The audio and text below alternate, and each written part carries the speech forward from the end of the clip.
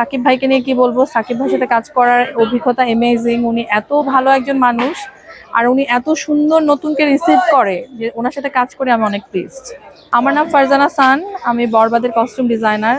বরবাদের অভিজ্ঞতা amazing because of আমরা ডালিউডে কাজ করেছি।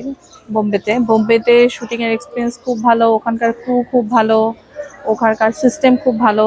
মানে আমাদের এখানেও বেশ ভালো, বাট ওরা আরও অর্গানাইজ। আমরা তো জাস্ট করে করে শিখছি। তো ওদের সাথে কাজ করে এক্সপিরিয়েন্সটা এত ভালো হয়েছে যে কাজের একটা নতুন ধারা তৈরি হয়েছে আমার মধ্যে আর কি। সো আর সাকিব ভাইকে নিয়ে কি বলবো, সাকিব ভাইয়ের সাথে কাজ করার অভিজ্ঞতা অ্যামেজিং। উনি এত ভালো একজন মানুষ, আর উনি এত সুন্দর নতুনকে রিসিভ করে যে ওনার সাথে কাজ করে আমি অনেক প্লিজড।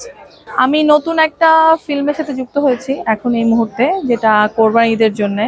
সো এখন পর্যন্ত আমাদের ডিরেক্টর কনফিডেন্সিয়ালি নাম বলার জন্য মানা করেছে, তো সেই জন্য নাম বলতে পারছি না, কিন্তু ঈদের মধ্যে আসবে। আই থিঙ্ক ওইটাও একটা ধামাকা দিবে আর কি। আমি একেবারে এই বিষয়ে পড়াশোনা করি নাই। আমি কাজ করতে করতে করতে করতে আমার অভিজ্ঞতা, আমার প্রথম ছবি যেটাতে আমি ন্যাশনাল অ্যাওয়ার্ড পেয়েছি সেটা হলো আয়নাবাজি। ওইটা করার পরেই ফিল্মের প্রতি একটা নতুন মানে ইচ্ছা যে ফিল্ম করব। ফিল্মের এই যে মানুষজন দেখে, ম্যাসিভ মানুষ দেখে, দেখার পর মানুষ যে মানে এক্সপ্রেশন দেয় তাদের, এইটা রিসিভ করাটা অনেক মানে কি বলবো প্রাউডের। কারণ এত প্রশংসা করে মানুষ যে এই জায়গা থেকে আসলে অন্য জায়গায় যাওয়ার কোনো প্ল্যানই নাই এখন। না, একেবারেই না। আমাদের সুড়ঙ্গ চলেছে না, আমাদের হাওয়া চলেছে, সুড়ঙ্গ চলেছে, আয়নাবাজি চলেছে। সো সাকিব ভাই ছাড়াও ফিল্ম চলে, কিন্তু সেই ফিল্মটা প্রপার ফিল্ম বানাইতে হবে। একটা প্রপার ফিল্ম বানাইলে অবশ্যই দর্শক যাবে। এবং প্রিয় মালতী রিসেন্ট রিলিজ হয়েছে, প্রচুর মানুষ দেখেছে। সো আমি মনে করি ভালো গল্প, ভালো বানানো, ভালো মিউজিক হলে সবাই হলে দর্শক দেখতে যাবে। এটা কোনো রিজন না যে সাকিব ভাই ছাড়া ফিল্ম চলবে না।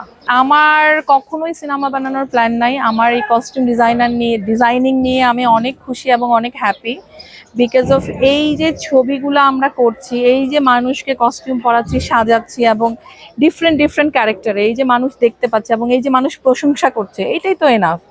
সবাইকে ফিল্ম বানাইতে হবে নট নেসেসারি। ক্যামেরার পিছনেও বিভিন্ন জায়গায় এক্সপার্টিজ এন্ড পার্সন দরকার। আমি মনে করি ওয়ান অফ দ্যাম। আমার মনে হয় প্রথম দিকে যখন আমি 2000 শুরু করেছি, 2010-এর দিকে, তখন রেসপেক্টটা আসলে ওইভাবে ছিল না। কারণ তখন আমাদের ডিরেক্টর ব্যাটালিয়ান ডিরেক্টর টিম ছিল, তখন ডিরেক্টরকে বেশি প্রাধান্য দিত আর কি। বাট এখন কস্টিউম ডিজাইনিং অনেক বড় একটা প্যাশনেট কাজ, এবং এইটাতে আর্টিস্টরাও বলে যে আমি একে চাই কারণ ওর ভ্যারিয়েশন আছে অনেক বেশি, আমি ওকে চাই ওর ভ্যারিয়েশন আছে অনেক। সো এটা অনেক চ্যালেঞ্জিং কাজ, এবং আর্টিস্টরা অনেক রেসপেক্ট করে। এবং ক্যামেরার পিছনে যে ডিরেক্টর থেকে শুরু করে হোল টিম, আমরা অনেকটা কি বলবো স্টারের মতোই কাজ করি। আমাদের নিজস্ব জায়গাতে আমরা মানে আলোকিত। আমি সাকিব ভাইয়ের সাথে কাজ করে মানে মানে কি বলবো এত ভালো লাগছে যে আমি ওনার সাথে আবারও ছবি করতে চাই। আরিফিন নিশো ভাল লাগে আমার, নিশো ভাই ভাল লাগে আমার, সবার সাথেই কাজ করে। সিয়ামের সাথে কাজ করেছি, সিয়ামের প্রথম ছবি আমি কেউ করেছি, পূজাচিরি সিয়ামের সাথে, পোড়ামন্টু। সো সবার সাথে কাজ করার এক্সপিরিয়েন্স আলাদা আলাদা ভালো। সো আমরা যত বেশি কাজ করব ফিল্ম তত বেশি আসবে। সবার সাথে কাজ করতে চাই, সবাই যাতে অনেক ফিল্ম বানায়। উনি অনেক হাম্বল ডিরেক্টর বলেন, কারণ উনি একটা বিগ স্টার, ওনার সাথে কথা বলাও একটা ভয়ের ব্যাপার।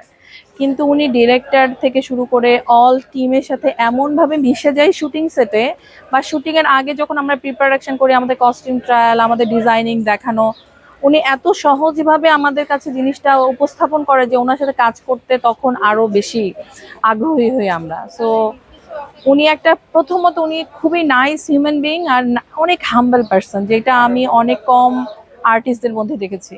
সো ওনার কাছ থেকে আসলে আমাদের অনেক কিছু শেখার আছে কাজের ক্ষেত্রে। উনি অনেক প্রফেশনাল। উনি যে মেনটেনটা করে এইটা আমার মনে হয় খুব কম মানুষ মেনটেন করে।